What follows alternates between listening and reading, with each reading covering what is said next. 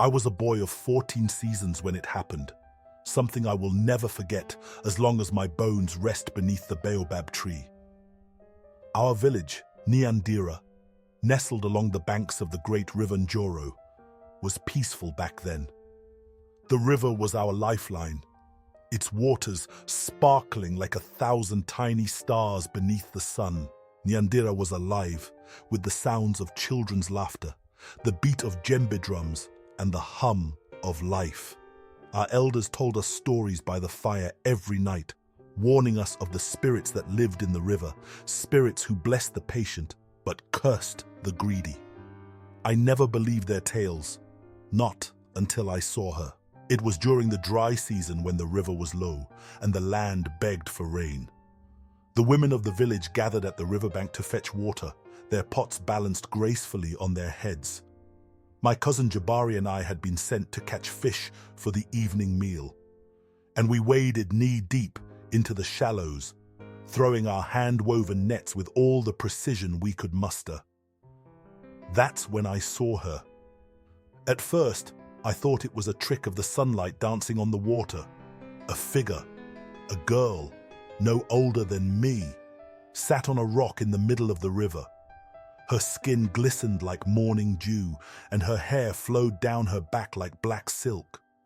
She wore a simple beaded necklace that sparkled brighter than any gem I had ever seen. She was humming, a melody so haunting and beautiful that it made my chest ache.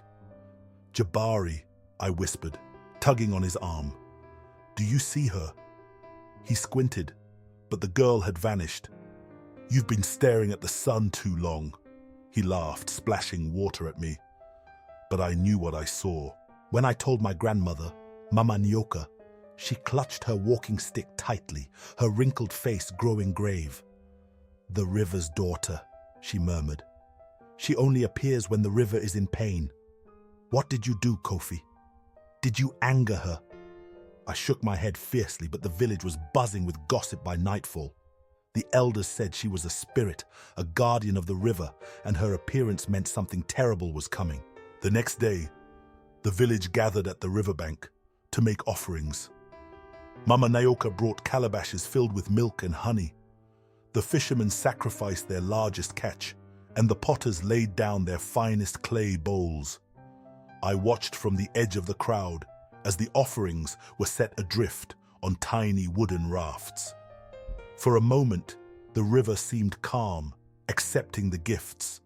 But then, as if angered, the water surged violently, overturning the rafts and spilling the offerings into the depths. The people gasped. The elders whispered among themselves. "The river's daughter is not pleased," one of them said gravely. That night, as the moon hung low and red in the sky, I dreamt of her. She stood at the edge of the river, her eyes glowing like embers. "You must listen," she said, her voice as soft as the wind through the reeds. "The river is dying. Your people have taken too much.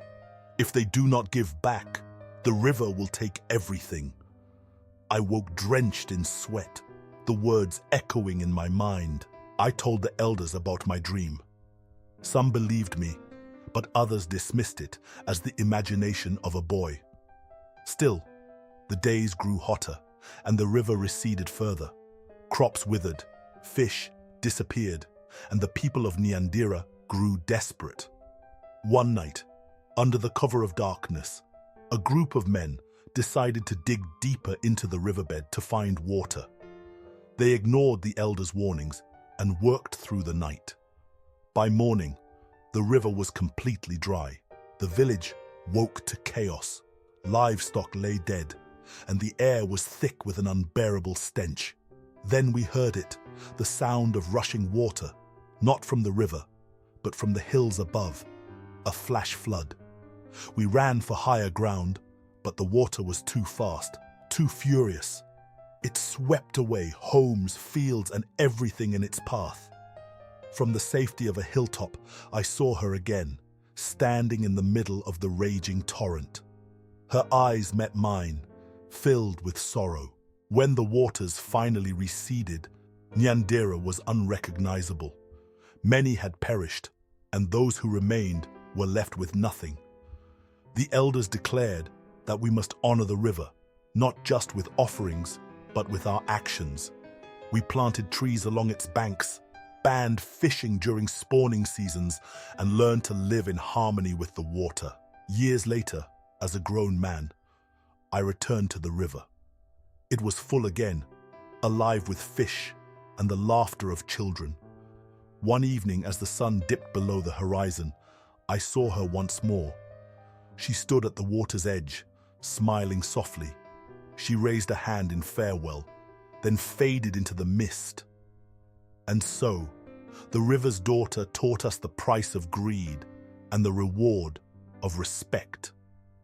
Her story lives on in Nyandira, a reminder that the river gives life, but it can also take it away. So, my friend, the next time you hear the whisper of the water or see the shimmer of a figure in the river, remember this story. Perhaps she's watching you too.